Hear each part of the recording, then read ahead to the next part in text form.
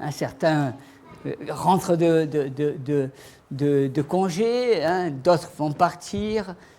C'est toujours très important les périodes d'été, parce que c'est des périodes où on laisse Dieu nous parler.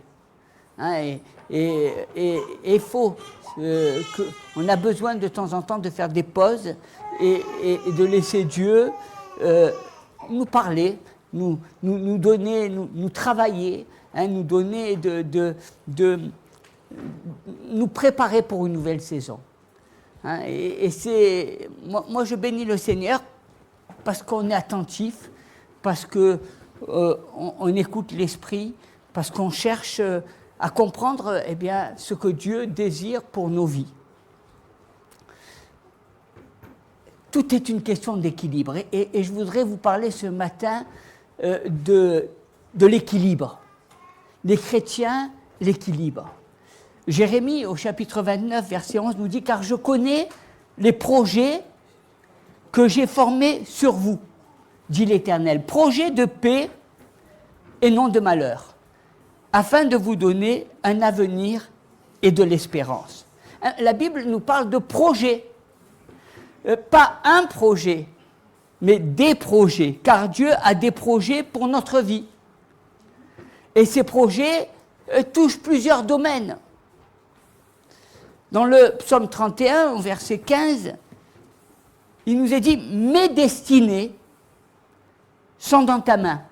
Délivre-moi de mes ennemis et de mes persécuteurs. » Encore une fois, il est parlé ici des destinées, au pluriel, et pas au singulier. On a plusieurs destinées, pas une seule. Dieu a un projet pour chaque domaine de notre vie. Troisième épître de Jean, au verset 1, « Bien-aimé, je souhaite que tu prospères à tout égard et sois en bonne santé comme prospère l'état de ton âme. » Et ici, Jean parle à son ami Gaius et il veut qu'il prospère à tout égard. Hein, j'aime ces paroles parce que ce sont des paroles qui nous touchent à chacun. Et ça souligne qu'il y a différents domaines, tout égard financier, matériel, la santé, que tu prospères à tout égard. Hein, la prospérité de l'âme, du corps. Et 1 Thessaloniciens, au chapitre 5, verset 23, nous dit que le Dieu de paix vous sanctifie lui-même tout entier et que tout votre être, l'esprit, l'âme et le corps, soient conservés irrépréhensibles lors de l'avènement de notre Seigneur Jésus-Christ.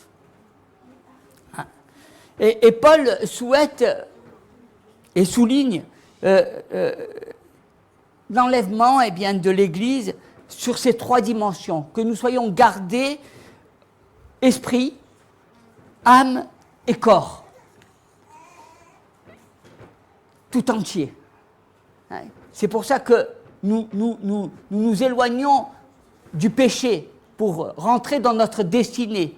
Et cette destinée est pour chacun de devenir le temple du Saint-Esprit, la résidence du Seigneur. Dans l'esprit, il y a la capacité d'adorer. Notre esprit, il adore Dieu. C'est la raison pour laquelle un homme qui est chrétien ou païen a tendance à adorer. On adore des idoles. Et c'est dans l'esprit. Et l'esprit, c'est de l'homme, c'est là où il y a la conscience, c'est là où on sait si on fait bien ou si on fait mal. Et puis, il y a aussi l'inconscient. C'est là où même pendant qu'on dort, on a des pensées qui agissent dans notre esprit. Dans l'âme, il y a des sentiments, des émotions, il y a la volonté. Et dans notre corps physique, il est composé de tous nos organes, des bras, des mains, etc. Et notre corps physique est composé de tout cela. Et la Bible nous dit que tout cela doit être irrépréhensible lors de l'enlèvement. Bien-aimés, il y a beaucoup de domaines dans notre vie et Dieu veut ce matin nous rappeler qu'il ne faut pas se contenter de réussir dans un domaine et négliger les autres. Parce que si nous faisons cela, il y a un déséquilibre. Il y a une souffrance, il y a une douleur. La plupart du temps, quand nous avons des douleurs dans notre vie, c'est parce que nous avons négligé quelque chose. C'est la conséquence de nos négligences. Et si nous analysons bien les situations, vous verrez que la négligence apporte la douleur et elle apporte un déséquilibre dans notre vie. Même Dieu, quand il a fait le ciel et la terre, c'est le 6e jour qu'il a atteint la perfection en créant l'homme et la femme. Donc il y a eu tout un processus. Et l'univers, l'homme aurait été incomplet. C'est pour ça qu'il y a eu un premier jour, un deuxième jour, un troisième jour. Et pour arriver à un ensemble. Et Dieu a tout créé, et c'est après cela qu'il s'est reposé. L'équilibre. Dieu est un Dieu d'équilibre. Quand il fait les choses, il les fait d'une manière parfaite. Il ne fait pas une chose et une autre, il la laisse de côté. Il n'y a pas un domaine qu'il agit et un autre domaine où il n'agit pas. Et nous devons veiller, nous, à rentrer dans cet équilibre de Dieu pour s'approprier les promesses de Dieu qui sont pour nous. L'une des grandes phrases que Jésus ait dit, c'est le tout accompli. Tout est accompli. Il n'a pas dit c'est accompli. Il a dit tout. Tout. Tout a été accompli. Dans tous les domaines, que ça soit la santé, que ça soit financier, que ça soit professionnel, que ça soit spirituel, tout a été accompli.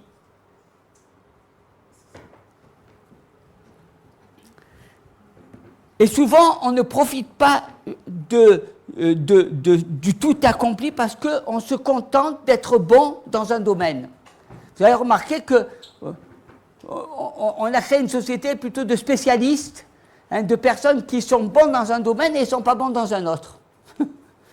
Mais Dieu, lui, il veut que nous soyons bons dans tous les domaines. J'ai un exemple, un jour, un enfant a étudié, pendant qu'il écrivait, ses parents ont remarqué qu'il avait tendance à se courber comme ça, vous savez, pour écrire. Et vous voyez souvent les enfants courbés, et puis ça les interpellait. Et puis au bout d'un moment, ils ont dit « Mais pourquoi tu te tiens courbé comme ça ?» Et lui, il dit « Parce qu'à l'école, je voyais ma professeure, elle était comme ça, et elle faisait de belles écritures. Alors j'ai fait la même chose. Mais sa professeure était bossue. Et l'enfant refaisait la même chose. Vous voyez, faut veiller. Faut veiller parce qu'on regarde on a tendance toujours à regarder les autres. On a toujours tendance à regarder ceux qui réussissent dans la vie. Et qu'est-ce qu'on veut faire? On fait pareil. On cherche toujours à faire pareil que les autres. On vit toujours dans la comparaison. Mais plus que la comparaison, on veut faire comme les autres. Et en voulant faire comme les autres, on peut aussi prendre leurs infirmités. La clé du succès, c'est d'être soi. La clé du succès, c'est de rentrer dans sa destinée. La clé du succès, c'est de rentrer dans la destinée de Dieu, parce que dans tous les domaines, tout a été accompli. Souvent, on pense, on recherche que le spirituel, mais dans le domaine matériel, tout a été accompli. Et nous devons...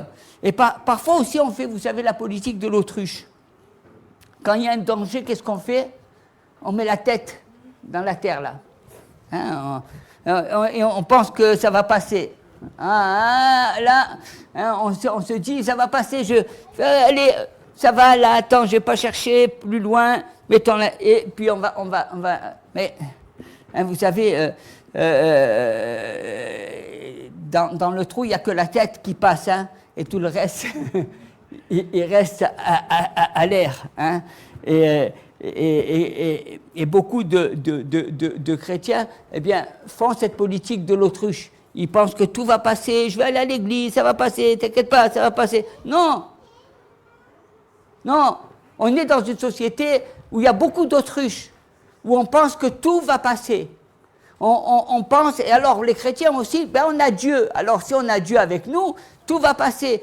Si tu ne règles pas les problèmes, si tu ne marches pas selon la parole, si tu ne cherches pas à comprendre eh bien, la pensée de Dieu, ça ne marchera pas. C'est pour ça que le peuple de Dieu a besoin d'être enseigné.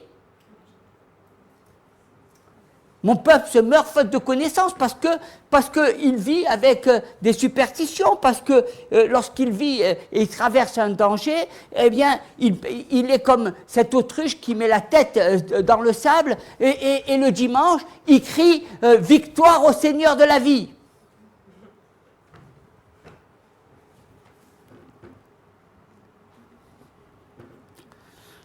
Je voudrais vous dire ce matin eh bien, qu'il y a quelques points dans la vie des enfants de Dieu, des disciples, des déséquilibres. Il y a des déséquilibres.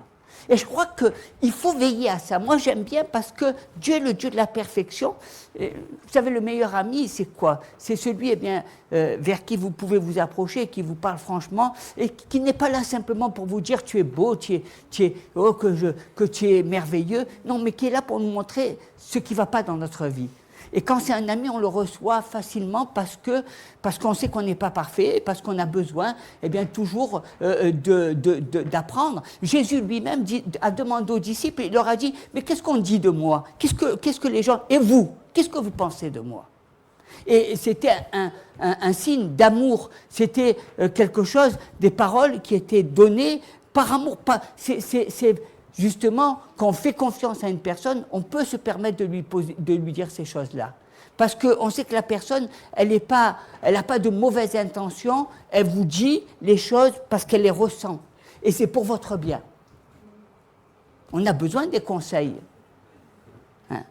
Et je dirais que souvent, eh bien, dans les chrétiens, on a ce déséquilibre entre l'âme et l'esprit. Hein. L'âme est le siège de notre intelligence, c'est de la raison, et l'esprit est le siège eh bien, de notre adoration. Et parfois, eh bien, il y a des conflits entre notre intelligence, notre capacité intellectuelle et notre vie spirituelle. Les deux choses sont difficiles. Hein, on a l'impression qu'il y a comme des murs. Vous savez, il y a dans les églises des gens qui sont très intelligents, qui ont une connaissance universitaire et qui ont une connaissance, une intelligence aiguisée. Mais si vous leur demandez qu'est-ce qu'ils ont compris d'une prédication, ils vous diront « j'ai rien compris ». Pourquoi ? Hein? Parce qu'il y a un manque d'équilibre. Parce que tout passe par un filtre, l'intelligence, l'intellectuel. Donc tout ce que le serviteur va dire, eh bien, est analysé. On ne reçoit pas la parole, on l'analyse. On est comme à l'école, on rentre dans un processus d'analyse. Alors on écoute et tout ce que la personne va dire, eh bien, est analysé. Et ça doit passer par notre compréhension. Mais ça ne touche pas notre cœur. Et ça nous empêche eh bien, de grandir spirituellement. Et je dirais que faut veiller. Il faut veiller. Si tu es à l'intelligence de ce monde, eh bien, et rien dans le domaine spirituel, tu vas avoir des difficultés. Je vous donne un exemple. C'est comme un médecin.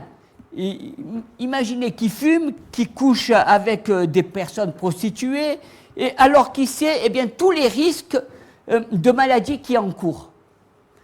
Vous allez dire, mais il a quelque chose de pas normal, ce gars. Il sait très bien que s'il fume, il a un risque de cancer. S'il va voir eh bien, des prostituées, il risque le sida. Donc, tu te dis, mais cet homme, il manque de sagesse, d'équilibre. Mais nous, souvent, on fait on a la même démarche, eh bien parce qu'on est des personnes intellectuelles, mais paradoxes et paradoxes, au lieu de marcher même dans nos raisonnements, on va aller à l'encontre eh bien, de toutes nos pensées, de toutes ces pensées intellectuelles. Et puis, vous savez, c'est toujours l'équilibre. L'équilibre, ça veut dire quoi? Ça veut dire que s'il y en a qui sont tous, qui ont cette vision et qui sont formatés de cette manière, il y en a d'autres qui pensent parce qu'ils sont trop spirituels, ils n'ont plus besoin de lire la parole, ils n'ont plus besoin d'intelligence, ils n'ont plus besoin de connaître eh bien, ce qui se passe autour d'eux. Alors, on est dans des déséquilibres. Parce que c'est important. Si vous envoyez vos enfants à l'école, c'est pour qu'ils apprennent. Et vos enfants peuvent très bien faire des études universitaires et devenir des êtres très spirituels. Paul était quelqu'un qui avait une connaissance et qui était très spirituel. Donc, on a tendance soit à faire tout d'un côté ou tout de l'autre. Hein? Moi, je n'ai pas besoin de connaître, je sais. Alors, ce sont souvent des gens comme ça qui ont appris beaucoup eh bien, pendant leur conversion. Et puis, une fois qu'ils ont compris beaucoup de choses, ils pensent qu'ils n'ont plus besoin de rien. Ils pensent qu'aujourd'hui, la parole, eh bien, ils la connaissent. Ils n'ont pas besoin d'études bibliques, ils n'ont pas besoin. Alors que la parole se renouvelle chaque jour dans notre vie. Et que les choses que nous avons comprises, eh bien, se manifestent d'une autre manière. Donc, on a besoin toujours de la connaissance de la parole. On ne peut pas vivre sans la connaissance de la parole. Et vous voyez cette notion de déséquilibre. Hein, et cette notion, je dirais, qui souvent nous amène à être restrictif dans notre vie. On a l'impression que le chrétien, pour être chrétien, il faut qu'écouter de la musique chrétienne, il faut que voir des spectacles chrétiens, il faut que lire. Mais est-ce que Dieu nous a interdit la culture? Est-ce que Dieu nous a interdit d'aller au cinéma? Est-ce que Dieu nous a interdit? Donc, il ne faut pas rentrer dans les excès. S'il y a des choses qui ne sont pas bonnes pour toi, tu les rejettes. Mais en tant qu'enfant de Dieu, tu sais ce qui est bon et ce qui n'est pas bon. Si ta chair est trop faible, eh bien, tu n'y vas pas. Mais ce n'est pas parce que je vais aller dans un spectacle que ça y est, c'est la fin du monde ou que Dieu va me rejeter ou que je suis un mauvais chrétien. Et comment on fait alors pour évangéliser des gens? On va évangéliser que des chrétiens? Hein? On va être qu'avec des chrétiens, mais alors après l'église est un club. Pour évangéliser, il faut aller sur le terrain. Et sur les terrains, eh bien, ils ne sont pas forcément dans les églises. Donc on a besoin de sortir de ces moules et de sortir de tout ce carquois qu'on s'est mis. On a le sentiment que souvent le chrétien il se met en position d'une âme en peine qui serait vulnérable à toute chose. Mais moi, je sais en qui je crois en Jésus-Christ, et il n'est pas né celui qui va me faire changer d'avis. Hein. Là où j'irai, eh bien, je proclamerai ce que je crois. On a l'impression que les chrétiens se mettent toujours dans une position de faiblesse, comme si ils étaient des enfants. Mais vous n'êtes plus des enfants. Hein? Vous êtes des hommes, vous êtes des femmes, et vous savez en qui vous croyez. Et vous devez être fiers de celui eh bien, qui vous a sauvé, et vous devrez être fiers de ce que vous avez, parce que vous avez avec vous le plus fort, et c'est lui qui gagne, et c'est lui qui convainc, et c'est lui qui touche les autres. C'est incroyable, la désaffection des enfants de Dieu dans leur vie professionnelle. On a le sentiment qu'ils n'osent pas parler de Dieu, qu'ils vont parler de toutes les choses. Mais il y a une chose qu'il faut éviter, c'est de parler de Dieu. Il y a 1000 et 1000 façons de parler de Dieu.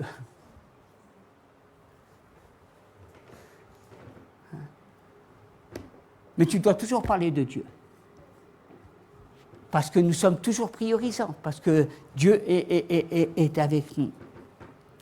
Donc, je pense qu'il faut, bien au contraire, hein, il ne faut pas rester trop un enfant de Dieu et quelqu'un de cultivé. Pourquoi est-ce que ça fait mauvais genre d'être un chrétien cultivé? Est-ce que vous pensez, parce que vous avez de la culture, vous allez être aussi, eh bien, pas assez spirituel? De l'équilibre. Entre ceux, eh bien, qui sont peut-être trop intellectuels et qui ont des difficultés à être spirituels, ne vous fermez pas, ne vous bloquez pas, mais de l'équilibre aussi pour ceux qui manquent d'intelligence, parce que c'est Dieu qui nous ouvre l'intelligence.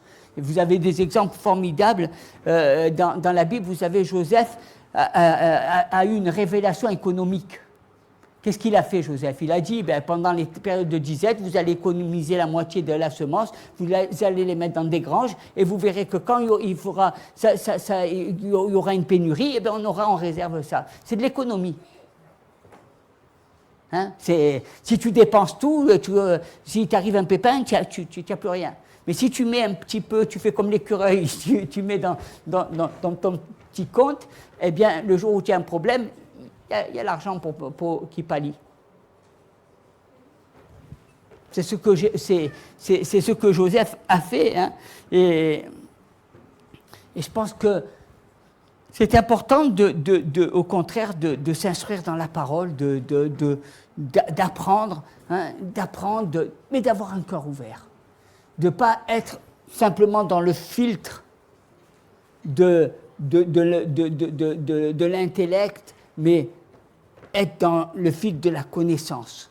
Parce qu'il y a des choses à apprendre, parce que ça nous ouvre, parce que ça nous ouvre l'esprit, parce qu'on comprend certaines choses qu'on n'avait pas saisies. Il y a beaucoup de chrétiens qui sont dans l'aveuglement et qui sont dans des esprits de confusion parce que même des versets basiques, eh bien, ils ne les comprennent pas.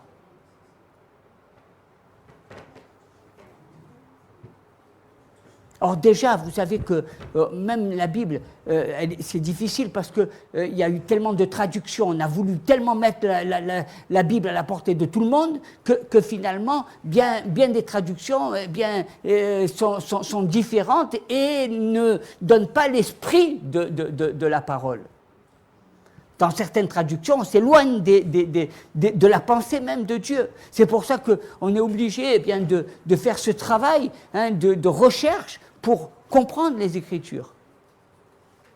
Et combien de fois nous pouvons être dans la confusion par notre manque de compréhension. On croit que c'est clair, mais quand vous posez la question, vous vous rendez compte que les gens ont compris autre chose.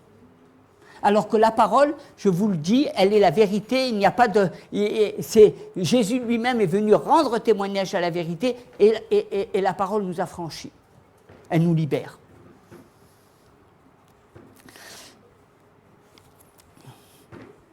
Alors, et puis, je dirais qu'il y a aussi certaines personnes qui négligent le corps. Hein. Alors, sachez une chose, c'est que Jésus...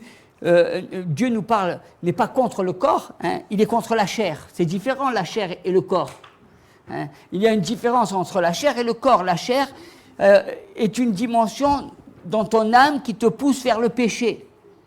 Je veux séduire, je veux plaire. Donc, c'est ma chair qui séduit. Hein, quand vous voulez regarder une personne qui vous plaît, bien, vous allez... de suite, faire un grand sourire, c'est votre chair qui va parler, nos émotions. Mais notre corps est le temple du Saint-Esprit, c'est un instrument de Dieu. Et il faut veiller à cela, parce que il faut crucifier la chair, mais pas le corps. Il faut crucifier le péché, mais pas le corps. Il y en a beaucoup que, dès qu'ils deviennent chrétiens, ils se laissent aller. Ils pensent qu'ils prennent 20 kilos, ils négligent leur corps. Mais en négligeant leur corps, ils négligent leur mari aussi. Ça peut être dans l'autre sens, hein, bien sûr. Non, je parle au fait. Il y a j'aime bien parce qu'il y a toujours l'équipe des féministes et les hommes, alors. Bah oui. Pas de problème, hein. Moi, vous savez. Hein. Il y a même des fois pire. Hein. Donc, ce qui vaut pour une femme vaut pour un homme. Hein. Oh, moi, je suis comme dans le ciel. Hein. Dans le ciel, il n'y a ni homme ni femme. Mais sur la terre, attention, je peux pas. Il y a des différences, je ne peux pas mettre tout. Mais c'est important. Pourquoi ? Parce que des fois, je vois des personnes et ils te disent, ils te montrent des photos et te disent, tu vois ma femme, comment elle était ? Oui. Et tu vois comment elle est devenue ? Hein ? Donc, il faut... Mais il ne faut pas non plus rentrer dans la parano. Parce qu'il y en a qui vont rentrer... Il faut un équilibre. Vous savez, c'est l'équilibre dans la vie. Il y en a qui... que tu fasses attention à ton corps, c'est normal. Pour ta santé, pour ton bien-être, pour ton regard. Mais que tu fasses... il ne faut pas non plus rentrer et devenir... quelqu'un qui va faire des régimes et des régimes et des régimes et qui va te priver de tout et qui va te gâcher la vie et qui à un moment donné va tellement être sec. Donc il y a un équilibre. Dieu est un Dieu d'équilibre. Et nous sommes tout le temps, ou la plupart du temps, dans le déséquilibre. Au lieu de chercher à prospérer dans tous les domaines et à être bien dans chaque domaine de notre vie, eh bien, on est dans des déséquilibres. Soit c'est tout, ou soit c'est rien. Alors que Dieu, eh bien, est le Dieu de l'équilibre, de la prospérité, de ce qui nous fait qu'on est bien dans son corps. Et tout ça, c'est des théories. Beaucoup de théories, beaucoup de préjugés, beaucoup de fausses idées. Qui se sont manifestés dans beaucoup de personnes. Il y a un déséquilibre. Soit la personne, elle s'habille comme une mamie, alors on ne lui voit même plus les pieds, et je suis chrétienne. Ben oui, mais mets-toi le voile aussi et tu seras chrétienne. Hein? Ou soit, on est dans le déséquilibre, c'est le marcouillage à outrance, les mini-jupes à outrance. Donc il y a un équilibre. Un équilibre. Hein? Je veux dire, Dieu est un Dieu d'équilibre.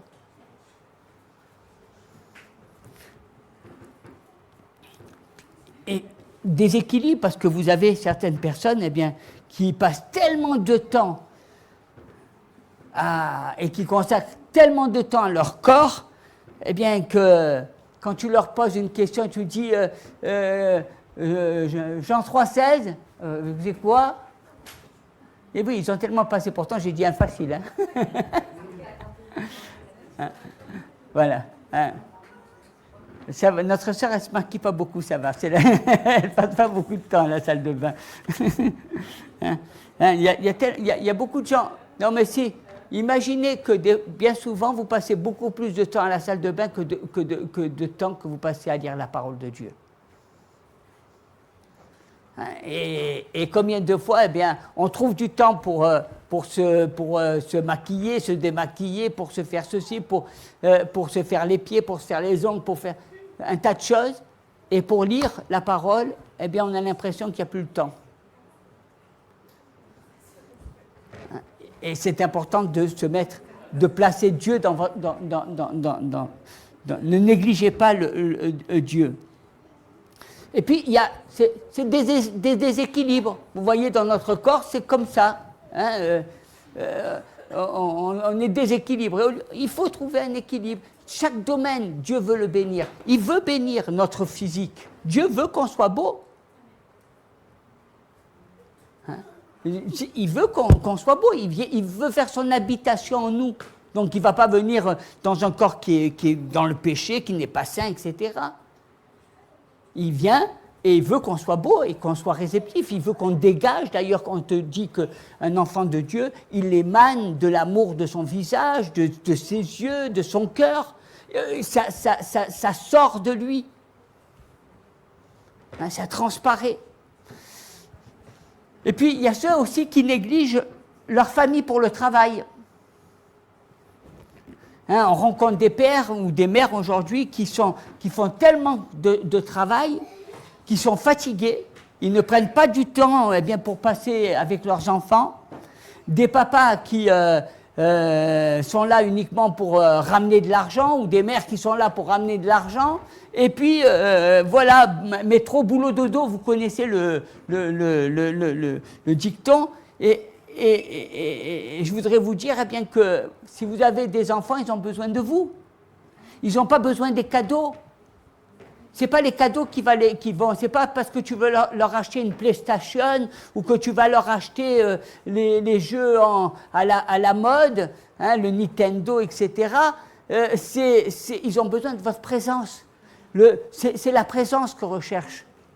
Hein, c'est votre présence. C'est parce que vous savez que la présence des parents dans leur vie, ça leur donne de la sécurité. Et quand un enfant il voit son père et sa mère, il est en sécurité. Il est apaisé, il se sent entouré, il y a la sécurité. C'est important la sécurité. Vous savez qu'il y a tellement de gens aujourd'hui qui vivent des drames, de la solitude, de la tristesse, parce qu'ils ont manqué de sécurité étant plus jeunes. Manque d'affection, etc. Et donc, et je dirais surtout dans des foyers qui deviennent de plus en plus dysfonctionnels et déséquilibrés. Et les enfants, ce qu'ils recherchent, c'est des parents qui soient présents. Et ils ne recherchent pas non plus d'avoir un père qui revient du travail, toujours crevé, fatigué, ou une femme qui a été débordée et qui arrive et qui ne pense qu'à mettre les pieds parce que pour eux, ce qui est important, c'est la présence, c'est la disponibilité. C'est qu'ils vous sentent attentionnés. Et c'est pareil pour un couple, pour un homme comme pour une femme, c'est ce que l'homme ou la femme, c'est pas tu n'achètes pas l'amour en achetant un cadeau, hein, c'est pas parce que tu vas acheter un parfum, que tu vas acheter des fleurs, que tu vas aimer davantage ta femme. Ce qu'elle recherche, ton épouse, c'est d'avoir un mari qui soit avec elle et qui lui parle. L'équilibre, vous savez, l'équilibre. Hein, et puis, il y en a d'autres, au contraire, ils ne travaillent pas. Ils ne cherchent pas à travailler. Ils sont présents, mais ils sont absents dans leur investissement, dans leur vie, et il y a un déséquilibre. C'est pour ça qu'il faut éviter les déséquilibres. Il faut un équilibre entre le temps de travail et le temps où on est en famille. Et si vous êtes célibataire, le temps de repos. Personne n'a décrété que vous êtes une machine et que vous devez être en fonction 24 heures sur 24. Dieu a créé le jour et la nuit pour se reposer. Hein? Et le jour, c'est important d'avoir des temps de repos. Vous verrez, en vieillissant, une petite sieste vous fera du bien. Ça fait du bien. Dans certains pays, la sieste est obligatoire. Parce qu'ils se sont rendus compte que quand les gens faisaient une petite sieste, après, ils pouvaient travailler, ils avaient de la force. De l'équilibre. Et puis quand on travaille trop, qu'est-ce qu'on fait ? On est surmené. Et puis, l'une des choses qu'on néglige le plus, c'est l'Église. Je travaille trop. Je n'ai pas de repos. Et dimanche, j'ai que cette journée pour me reposer.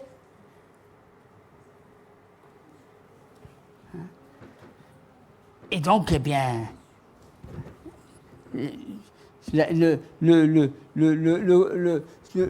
c'est pour ça que beaucoup eh bien, négligent le dimanche et que de plus en plus, eh bien, les personnes vont avoir des difficultés à aller dans les églises le dimanche parce que, ou dans des réunions parce que eh bien, ils travaillent trop. Parce qu'ils n'ont plus le temps. Parce qu'ils courent.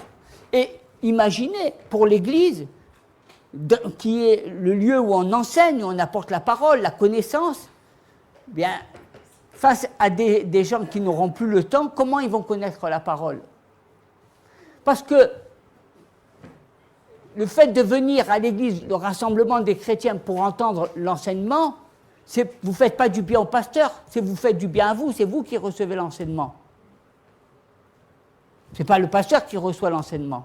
C'est vous qui l'enseignement vous est donné à vous pour votre édification, pour vous faire grandir. Si vous ne recevez pas d'enseignement, vous serez dans les ténèbres ou dans la confusion. Donc le fait de tirer toujours sur la corde eh bien, fait à un moment donné que vous ne prenez plus part aux activités, que ce soit dans la prière, et beaucoup de chrétiens ne prient plus. Alors ils pensent qu'ils ont des intercesseurs, ils placent leur confiance en des personnes. Alors oui, je vais voir telle sœur ou telle sœur et je vais lui demander de prier pour moi. Et puis, si le jour où ça ne va plus avec cette sœur-là, eh bien ça devient un drame. On a l'impression que les gens deviennent des handicapés. On a l'impression qu'ils ne peuvent plus prier. Qu'aujourd'hui, eh bien, ils ne peuvent plus s'adresser à Dieu. Il leur faut leur équipe.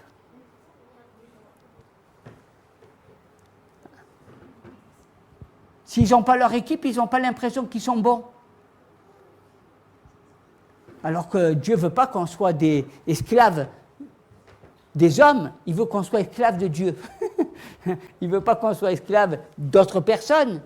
Celui eh bien, que nous sommes reliés, c'est à Jésus. C'est lui qui nous libère. C'est lui qui... et on voit de plus en plus eh bien, des choses comme ça. Et il faut faire attention. Hein, parce que, et puis, il y a aussi des gens qui ont... C'est un déséquilibre. Un chrétien, il doit savoir prier. Un chrétien, il doit avoir une relation, un temps de prière hein, dans sa chambre avec le Seigneur. Et puis, on rencontre aussi le style de beaucoup de gens en ce moment, c'est tout est vanité. Avec ça, on va loin. Hein. Mais tout est vanité, de toute façon, le Seigneur, il va revenir, alors à quoi ça sert que je fasse ça? À quoi ça sert que je fasse ci? Pourquoi je vais faire ci? Finalement, Dieu va revenir bientôt. Hein? Bon, à quoi ça sert que que Ducrot se décarcasse? Hein?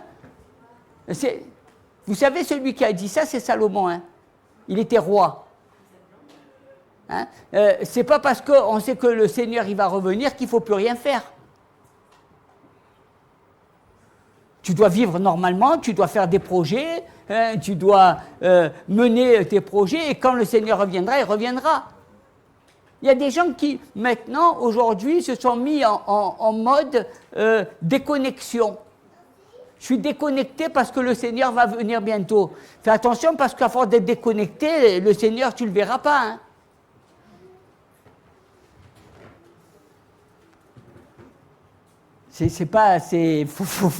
Faut veiller, hein, faut veiller à cela. Hein. C'est pas parce que Jésus revient bientôt que tu dois plus rien faire. N'oublie pas, qu'est-ce que te dit la Bible? La Bible, elle te dit que tu es le sel de la terre et la lumière du monde. Elle dit que tu es le sel. Elle ne dit pas baissez les bras, hein, imaginez que je vienne et vous dis c'est plus la peine, Jésus va venir bientôt, n'allez pas travailler de lundi, allez on ne fait plus rien, on reste là et quoi? Et on fait quoi? Hein, alors, au début ça sera sympa, mais peut-être qu'après on commencera à se dire bon il y a un problème. Hein, donc on est sel hein, et lumière de ce monde. Donc on doit toujours parce que faut faire attention. Je vais vous dire une chose, la pauvreté est un péché. La pauvreté est un péché. Parce que si tu fais rien, tu vas devenir pauvre. Et Dieu ne veut pas que tu sois pauvre. S'il te donne, c'est pour que tu fasses fructifier. Si tu ne fais pas fructifier, eh bien c'est que je suis pauvre. Ben oui, mais tu fais quelque chose pour t'en sortir de la pauvreté. Il y a mille choses pour sortir de la pauvreté. Il y a plein de choses. Si tu regardes, il y a plein de choses. Il y a plein de trucs. On n'a pas envie. Tu peux faire des jobs à côté. Tu peux même être à la retraite et avoir plein de travail. Il y a plein de choses qui s'ouvrent. Mais soyons honnêtes. C'est surtout qu'on n'est pas motivé. Donc il faut arrêter de se mentir à soi-même. Et je pense il faut sortir. Il faut de l'équilibre. Je ne te dis pas tu es à la retraite de travailler 40 heures ou 50 heures. Il y a des gens qui... moi j'ai connu une personne qui avait des immeubles, qui était propriétaire et elle faisait femme de ménage. Et quand elle est morte, on l'a enterrée dans la terre commune, avec tous les millions. Et même l'héritage qu'elle avait fait, elle n'a pas été aux personnes qu'elle voulait. Donc vous voyez, il y a des gens comme ça ils veulent tellement emmagasiner qu'ils n'en profitent même pas. Dieu veut qu'on profite de la vie. Hein, Dieu n'est pas le Dieu qui te dit travaille comme un chameau, comme un bœuf, et après qu'est-ce que tu fais? Dieu dit il y a un temps pour travailler, il y a un temps pour profiter, il y a un temps pour partir en vacances, il y a un temps pour rigoler, il y a des temps. Il faut des temps. On a besoin c'est la sagesse de Dieu. Dieu n'a pas dit tu es un chameau qu'il faut que tu travailles 360 jours sur 360 jours. Il y en a qui ne savent même pas qu'est-ce que c'est que partir en vacances. Ou quand ils partent une semaine, ils disent qu'est-ce que je vais faire? Ils ne savent même pas. Ils ont perdu le sens des vacances. Ils pensent même que quand ils vont aller en vacances, ils vont s'ennuyer. Bon, on rentre dans quelque chose qui est complexe. Hein.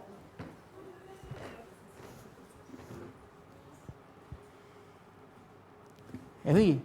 Et puis il y en a qui, quand ils partent en vacances, c'est pour aller en famille. Et quand ils vont en famille, ils se disputent. Alors, hein, ils reviennent des vacances et ils te racontent leur dispute.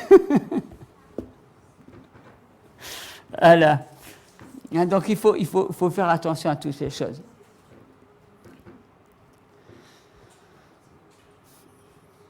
Et puis il y a, et c'est vrai que, vous savez, il y a un déséquilibre parce qu'il y a trop de chrétiens qui voient trop ce que Dieu doit faire et ils ne voient pas ce qu'eux, ils doivent faire. Il y a trop de chrétiens qui s'attendent à ce que Dieu agisse dans leur vie, mais on a l'impression qu'eux, ils ne veulent rien faire. Vous savez que Dieu agit avec toi. Tu es son partenaire. S'il te donne d'agir, il te donne une pensée, c'est pour que tu la mettes, que tu fasses le pas, que tu avances. Il est partenaire avec toi dans les projets. Mais il y en a qui sont là, si Dieu veut, et toi, qu'est-ce que tu fais? Tu fais rien. C'est important de regarder et de sortir de ce « je fais rien ». C'est comme il y a des gens qui me disent « mais dans les églises, ça bouge pas, ça bouge pas. Moi, je voudrais que ça bouge. Moi, je voudrais faire des choses. Et qu'est-ce que tu attends pour le faire ?» Ah, mais c'est à toi à faire. Et comment c'est à toi? Et toi, tu ne peux pas le faire? Mais je veux que ça bouge. Dieu m'a mis des choses. Eh bien, fais-le. Mobilise les troupes, vas-y. Une église, elle n'est pas basée que sur un homme, elle est basée sur... Le pasteur, il a 2 jambes, toi aussi tu en as 2. Il a une tête, toi aussi tu as une tête. Il a 2 bras, toi aussi tu as 2 bras. Pourquoi tu ne fais pas? Mais parce que il faut que j'attende que ça soit le pasteur. Alors si tu peux attendre que ça soit le pasteur, personne ne fera rien. On s'attend toujours. Mais oui, on s'attend. Et pour se trouver des bonnes excuses, à la volonté de Dieu. Hein. Dieu, il va le faire. Et arrête de prendre Dieu et de dire fais. Hein, fais si quand Dieu te met un projet, que tu l'aies à cœur, c'est une chose, mais après il faut que ce soit toi qui le fasses. Dieu a besoin de toi. C'est pas Dieu qui va téléphoner aux personnes, c'est pas Dieu qui va prendre des rendez-vous, c'est pas Dieu qui va faire ça, c'est pas Dieu qui va... C'est toi qui vas le faire. Et il faut faire. Et si on pense toujours que c'est difficile, c'est pas vrai. C'est plus facile d'être un leader et de mener les autres que de se laisser traîner. Parce qu'au moins, tu prends la décision et tu dis, voilà, maintenant, on va faire. Et tu verras que tu vas être surpris. Il y en a beaucoup qui vont dire, moi, tu peux compter sur moi. Moi, on va faire ça. Oui, je suis d'accord avec toi. Il faut oser. L'Église se meurt parce qu'on n'ose pas. Parce qu'on compte sur les autres et on s'attend tellement aux autres ou à Dieu qu'on ne fait plus rien. Il faut arrêter de rentrer dans cette politique. C'est l'autruche. N'oubliez pas, elle met la tête sur le sable et dans la terre et elle pense que ça va passer tout seul. Hein? Donc, c'est veiller, hein, veiller. Et puis, c'est important aussi je veux dire, dans toutes nos vies, même dans l'Église, parce que nous avons des projets pour l'Église. Vous savez, il y a cette catégorie de gens qui disent Seigneur, je te reçois comme sauveur, mais tu ne verras jamais mon offrande, tu ne verras jamais rien, ma dîme, etc. Mais comment tu fais des projets? Comment on fait des projets? Avec quoi on fait des projets? Comment tu t'es acheté ton appartement? Comment tu as acheté ta voiture? Comment tu as fait? Tu as fait des choses. Et quand il s'agit de Dieu, c'est des projets, il faut qu'on s'y mette. Dieu nous donne d'agir, de faire. Bien sûr qu'il faut de l'argent pour faire des projets. Et c'est l'argent des croyants. Et si les croyants, ils croient en leurs projets, eh bien, qu'est-ce que c'est que toi, quand tu vas investir 100 €, eh bien, Dieu va t'en ramener 1000. Parce que le projet que tu vas faire, il va porter du fruit. Et je parle ça dans tous les domaines de la vie. Je parle de l'Église, je parle de tes finances, je parle de ta vie personnelle, je parle de ta vie familiale. Je parle un manque d'équilibre. Et je pense que nous avons besoin d'équilibrer certaines phases de notre vie pour marcher, pour que Dieu amène cette bénédiction. On va s'incliner dans la prière et que le Seigneur Alléluia, Seigneur. Seigneur, tu vois, Seigneur, ta pensée est parfaite et les projets de Dieu sont merveilleux. Je ne remets pas du tout en cause tes projets parce que je sais que tu es un Dieu merveilleux et je sais que ta parole est merveilleuse et je sais que, Seigneur, tu as donné ton Fils, mais non seulement tu nous as libérés de l'esclavage, mais tu nous as donné de devenir, de naître de nouveau et les cadeaux de Dieu, le royaume de Dieu s'est approché de nous et tu as fait de nous, par ton Saint-Esprit, des hommes qui pouvons faire des exploits. Seigneur, la puissance de Dieu est en nous. Et Seigneur, combien de fois, nous manquons le coche ou combien de fois nous vivons dans les déséquilibres. Déséquilibre par rapport à cette pluie de bénédiction. Là, nous passons à côté, comme imaginons des gens qui ont un chemin et qui, au lieu de recevoir le chemin de la bénédiction, ils ont pris un autre chemin et ils se retrouvent toujours avec des épreuves, avec de